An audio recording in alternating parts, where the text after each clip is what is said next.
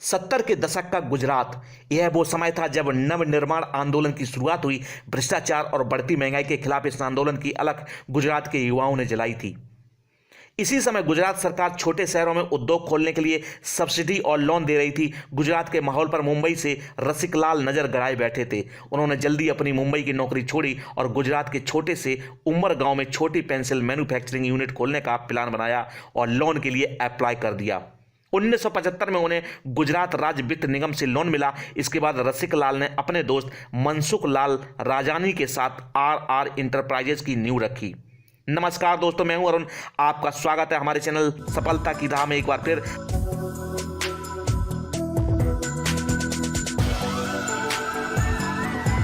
सफलता की राह में हम लाते हैं ऐसी स्टोरी जिसे सुनकर होगी आपकी सफलता की राह और आसान। आज की सफलता की राह में कहानी डोम्स कंपनी की। तो देर किस बात की, कीजिए हमारे चैनल को लाइक और सब्सक्राइब और जानिए पेंसिल निर्माता कंपनी डोम्स की कहानी को।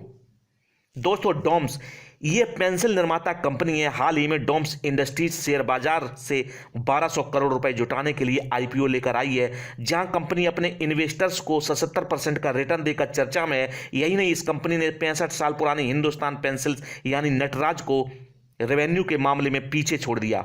2023 में कंपनी का रेवेन्यू 1200 करोड़ है, जबकि नटराज का 143.60 करोड़ है। 70 के दशक में दर्जनों पेंसिलें बनाने वाली कंपनियां मौजूद थीं। कुछ ब्रांडेड पेंसिलों में हिंदुस्तान पेंसिल, कैमिलिन, लॉयन पेंसिल और रैबिट पेंसिल शामिल थी।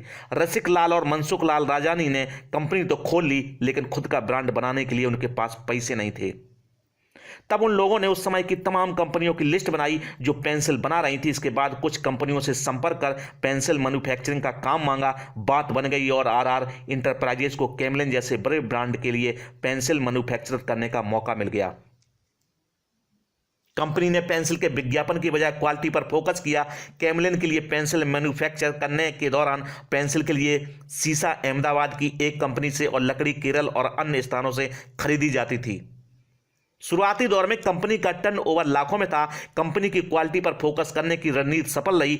वहीं कई पेंसिल मैन्युफैक्चरर को अपनी कंपनियां बंद करनी पड़ी। दोस्तों, रसिक लाल को बस इस फील्ड में सफल होना था। वो चेन से बैठने वालों में से नहीं थे। शुरू से ही रिसर्च एंड डेवलपमेंट में विश्वास रखते थे। कंपनी से जो भी मुनाफा होता वो उसे नई तकनीक विकसित करने पर खर्च कर देते थे। इससे कंपनी काफ़ी आगे बढ़ी। अच्छा ग्रोथ मिलते ही दोनों ही पार्टनर ग्लोब मार्केट में जगह बनाने की तैयारी में लग गए। इसकी शुरुआत उन्होंने कंपनी का नाम बदलने से की। 1990 में रसिक लाल ने कंपनी का नाम आर इंटरप्राइजेज से राइट फाइन पेंसिल कर दिया। दोस्तों, पहले पेंसिल के अंदर की निब को चिकनी मिट्टी और अन्य मटेरियल से बनाया जाता था। कंपनी ने इसे ग्रेफाइट पॉलीमर से बनाना शुरू किया। यह कंपनी के लिए एक सक्सेसफुल मूव साबित हुआ। जहां पेंसिल की निब बार बार टूटती थी, अब वह मजबूत और ज्यादा चलने वाली बनने लगी। रसिक लाल की मृत्यु के बाद उनके बेटे संतोष रवेसिया ने कंपनी का कारोबार संभाला। संतोष ने नई स्ट्रेटजी अपनाई और उन्होंने छोटे पेंसिल मैन्युफैक्चरर्स को अपनी कंपनी राइट फाइन पेंसिल में मर्ज करने का फैसला किया। 2006 में संतोष ने ही खुद के ब्रांड डोम्स की शुरुआत की। संतोष ने डोम्स के प्रोडक्ट पहले कर्नाटक में लॉन्च किए। संतोष के पिता का कहना था कि सबसे कठिन बाजार में शुरुआत करनी चाहिए। अगर कोई वहां सफल होता है तो फिर कहीं भी सफलता की गारंटी होती है। साउथ इंडिया उस समय सबसे कठिन बाजार था, क्योंकि वहां पहले से ही कई ब्रांड मौजूद थे। संतोष के पिता की बात सही निकली और डोम्स ने साउथ इंडिया के बाद उत्तरी और पश्चिमी भारत में कंपनी ने अपना बिजनेस फैलाया। डोम्स की 20% सेल साउथ में, 35% सेल नॉर्थ में, 25% सेल ईस्ट और 20% सेल वेस्ट में होती है। संतोष 2000 के बाद पैदा हुए बच्चों की मानसिकता स्टेशनरी के प्रति अच्छी तरह से समझते थे। उन्होंने बच्चों को अपने ब्रांड की तरफ लाने के लिए मार्केटिंग का प्लान बनाया। इसके लिए खुद रिसर्च की और एक कार्टून कैरेक्टर डोमी बनाया। डोमी मॉडर्न डेज बच्चों का अवतार था। उसे तेज और टेक्नोलॉजी फ्रेंडली दिखाया गया। डोमी बच्चों को टैलेंट खोजने और अपनी सीमाओं से परे जाकर कुछ कर दिखाने के लिए इंस्पायर करता था। शुरुआत में कंपनी सिर्फ पेंसिल, रेजर और शार्पनर बनाने पर ध्यान देती थी। संतोष ये जानते थे कि बच्चों को नई डिजाइन और चटकीले रंग के खिलौने पसंद होते हैं। वहीं नटराज जैसी कंपनियां गोल्ड डिजाइन और एक दो कलर्स में ही पेंसिल बनाती थीं।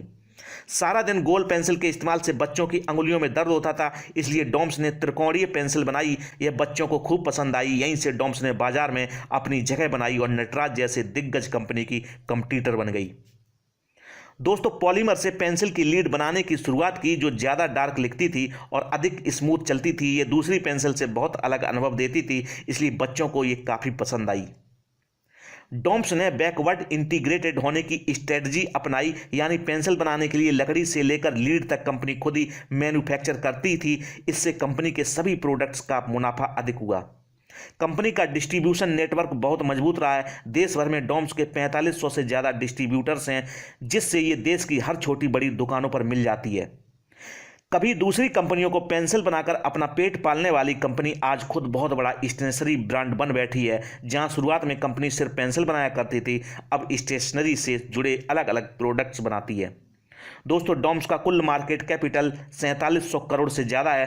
पेंसिल मार्केट में कंपनी का मार्केट शेयर लगभग 30% है। इसका मतलब है कि बाजार में हर 3 में से 1 पेंसिल डॉम्स की बिकती है। कंपनी की टोटल रेवेन्यू का सिर्फ 31% पेंसिल की बिक्री से आता है।